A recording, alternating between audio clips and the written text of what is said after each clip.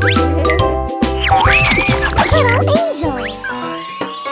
Today we learn where animals live. Whoa! Where does the lion live?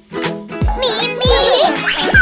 My home is a hot place. A hot place.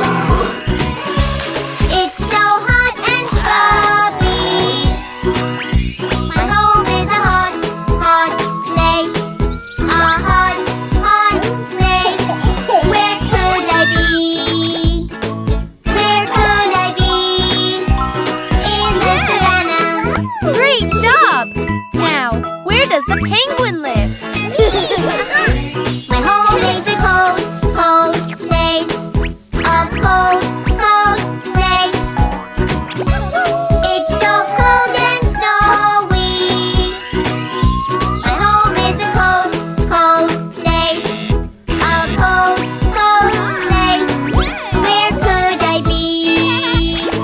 Where could I be? In the polar region. Amazing! Where does the dolphin live? My home is a wet place. A wet place. It's so wet and watery. My home is a wet place. A wet place. Where could I be? Where could I be? In the ocean. Yeah! Let's see now. Where does the monkey live? My home is a green place. A green place.